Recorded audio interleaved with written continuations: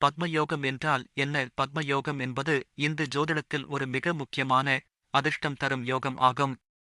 இது செல்வம், ஐஸ்வர்யம், ஆரோக்கியம் மற்றும் வெற்றியை தரும் சக்தி வாய்ந்த யோகம்.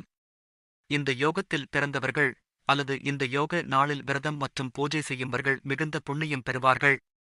பத்மயோகம் எப்போது உருவாகும்? பத்மயோகம் உருவாக சில முக்கியமான நிபந்தனைகள் உள்ளன. ஷஷ்டி 6ஆம் திதி மற்றும் சப்தமி 7ஆம் திதி ஒரே நாளில் கூடியால், சந்திரன் அல்லது குரு, பிருகஸ்பதி சாதகமான ராசியில் இருந்தால், சூரியனுடன் தொடர்புடைய முக்கியமான நாட்களில், மகர சங்கராந்தி, ரதசப்தமி போன்றவை.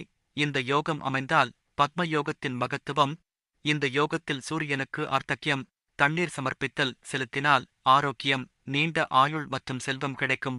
ரதசப்தமி நாளில் பத்ம யோகம் அமைந்தால், அந்த நாளில் புனித நீராடினால் கோடிக்கணக்கில் யாகம் செய்ததற்கு சமமான புண்ணியம் கிடைக்கும்.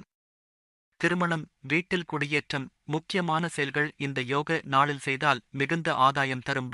இந்த நாளில் புனித நீராடி தானம் செய்தால் பல பிறவிகளில் செய்த பாவங்கள் நீங்கும் என புராணங்களில் கூறப்பட்டுள்ளது. பத்மயோகம் மற்றும் ரதசப்தமி நாளில் ஷஷ்டி திதியும் சேர்ந்தால் அது பத்மயோக நாளாகும். இந்த நாளில் 7 அர்க்க இலைகளால், வில்வ இலை போன்றவை நீராடினால் 7 பிறவிகளில் செய்த பாவங்கள் நீங்குமென்று கஷ்யப் மகரிஷி கூறியுள்ளார். சூரியனை வழிபட்டு ரதசப்தமி விரதம் கடைப்பிடித்தால் நோய்கள் நீங்கி ஆரோக்கியமும் நீண்ட ஆயுளும் கிடைக்கும். முடிவுரை: பத்மயோகம் மிகுந்த புண்ணியத்தை தரும் ஒரு திவ்யமான யோகம். இந்த நாளில் பூஜை, தானம், ஜபம், ஹோமம், விரதம் மேற்கொண்டால் மிகவும் சிறப்பு. பத்மம் என்பது தாமரை என்று பொருள். இது மகாலட்சுமியின் அருளைக் குறிக்கிறது.